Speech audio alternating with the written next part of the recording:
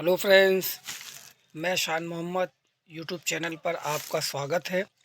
आज हम सीटेट हिंदी की वीडियो लेकर आए हैं। अब तक हमने जितना आपको पढ़ाया था, अब उससे आगे हम शुरू करेंगे। आज हम आपको पोर्टफोलियो के बारे में पढ़ाएंगे। पोर्टफोलियो एक प्रकार की पोर्टफोलियो एक प्रकार की फाइल होती है जिसमें किसी बच्चे के एक निश्चित अवधि में किए गए कामों का संग्रह यानी कि कलेक्शन होता है। इसमें बच्चे की उपलब्धियों, प्रगति और कमियों को भी रखा जाता है।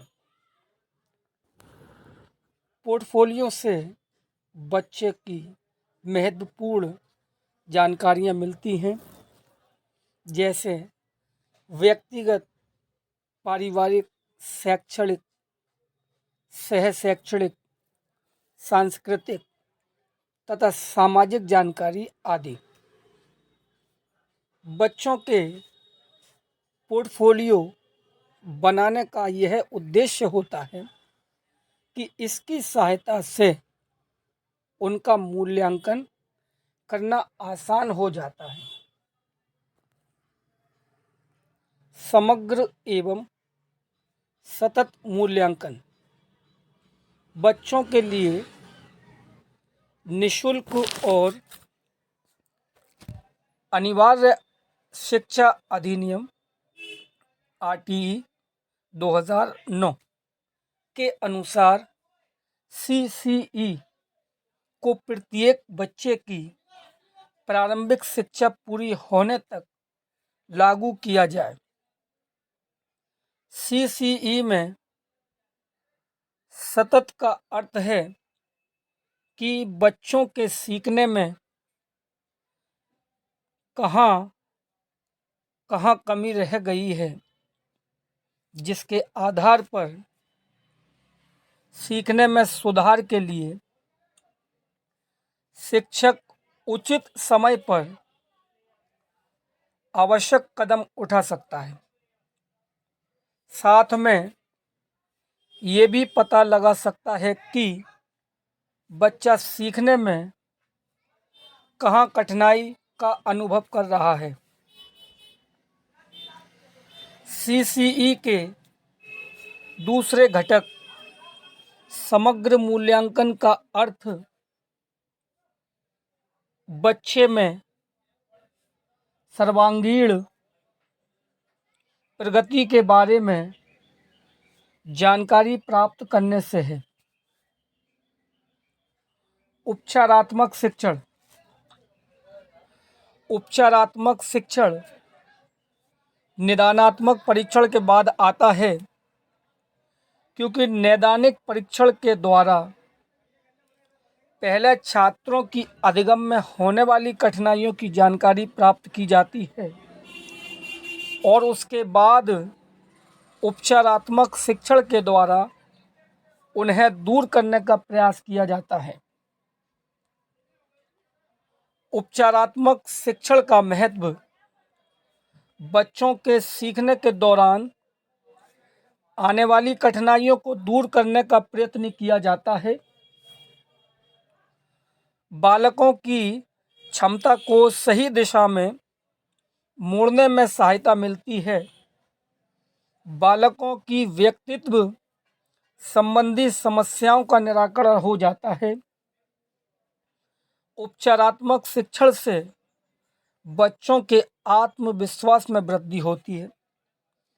छात्रों द्वारा की जाने वाली त्रुटियों में सुधार के साथ साथ भविष्य में होने वाली त्रुटियों से भी बचाव हो जाता है।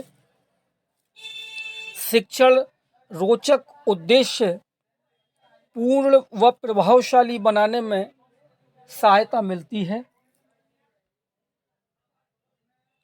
शिक्षण सहायक सामग्री छात्रों में अध्ययन के प्रति रुचि उत्पन्न करने व ज्ञान को स्थायी बनाने के लिए शिक्षक को शिक्षण कार्य के दौरान अनेक प्रकार के साधनों का प्रयोग करना पड़ता है।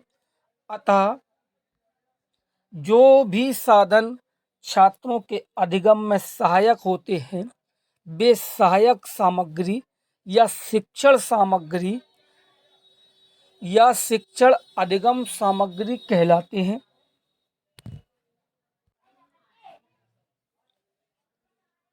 शिक्षण सहायक सामग्री के प्रकार। श्रव्य सहायक सामग्री। इस प्रकार की सामग्री से बच्चे सुनकर ज्ञान को अर्जित करते हैं। इसके उदाहरण हैं रेडियो, टेप रिकॉर्डर, ग्रामोफोन, चलचित्र आदि। दृश्य सहायक सामग्री। इस प्रकार की सामग्री से बच्चे देखकर ज्ञान को अर्जित करते हैं।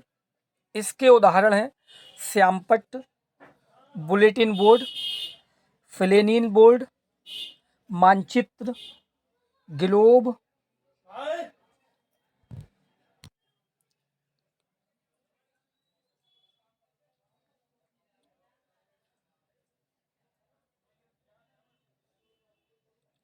मानचित्र, ग्लोब, चित्र, रेखाचित्र, cartoon, model, poster, slides, film strips आदि। दृश्य श्रव्य सहायक सामग्री। इस प्रकार की सामग्री से बच्चे एक साथ सुनकर और देखकर ज्ञान को अर्जित करते हैं। इसके उदाहरण हैं मोबाइल फ़ोन, टेलीविज़न, कंप्यूटर, चलचित्र, नाटक आदि। क्रिया सहायक शिक्षण सामग्री।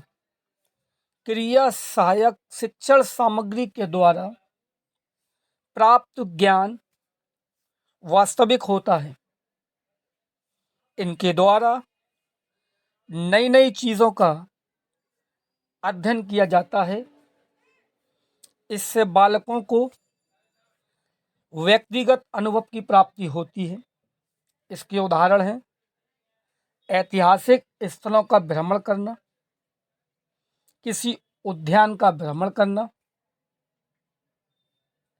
किसी संग्रहालय का भ्रमण करना, गद्यांश और पद्यांश। मनु बहन ने पूरे दिन की डायरी लिखी, लेकिन एक जगह लिख दिया सफाई वगैरह की। गांधी जी प्रतिदिन डायरी पढ़कर उस पर अपने हस्ताक्षर करते थे। आज की डायरी पर हस्ताक्षर होते हुए गांधी जी ने लिखा, काटने की गति का हिसाब लिखा जाए, मन में आए हुए विचार लिखे जाएं, जो पढ़ा हो उसकी टिप्पणी लिखी जाए, वगैरह का उपयोग नहीं होना चाहिए। डायरी में वगैरह शब्द के लिए कोई स्थान नहीं है। जिसने जो पढ़ा हो वह लिखा जाए। ऐसा करने से पढ़ा हुआ कितना पच गया है यह मालूम हो जाएगा। जो बातें हुई हों वे लिखी जाएं। मनु ने अपनी गलती का एहसास किया और डायरी विद्या की पवित्रता को समझा। गांधी जी ने पुनः मनु से कहा, डायरी लिखना आसान कार्य नहीं है, यह इबादत करने जैसी विद्या है। हमें शुद्ध व सच्चे रूप से प्रत्येक छोटी बड़ी घटना को निष्पक्ष रूप से लिखना चाहिए, चाहे कोई बात हमारे विरुद्ध ही क्यों ना जा रही हो। इससे हमें सच्चाई स्वीकार करने की शक्ति प्राप्त होगी। गांधी जी के रोचक संस्मरण। मनु को अपनी किस गलती का एहसास हुआ? इसमें आंसर है, उन्होंने डायरी में वगैरह शब्द का प्रयोग किया था। गांधी जी ने वगैरह शब्द पर अपनी आपत्ति क्यों जताई? आंसर नंबर 4, वगैरह शब्द में कार्य और विचार की स्पष्टता नहीं है। गांधी जी ने डायरी लिखने को इबादत करने जैसा क्यों कहा है? दोनों में सच्चाई और ईमानदारी चाहिए।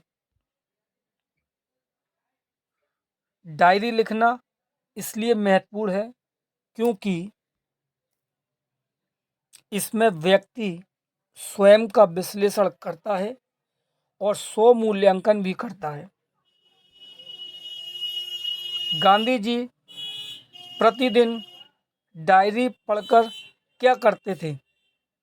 डायरी पर हस्ताक्षर करते थे और ये देखते थे कि व्यक्ति अपने कार्य और विचार में किस दिशा में जा रहा है।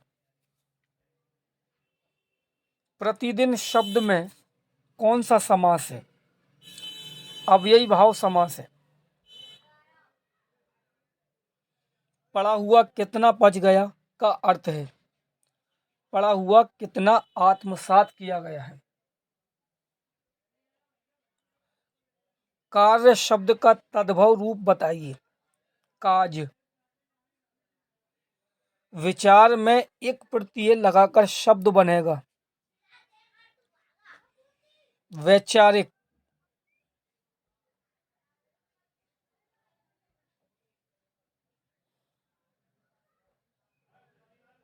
हेलो फ्रेंड्स, आज के लिए इतना ही।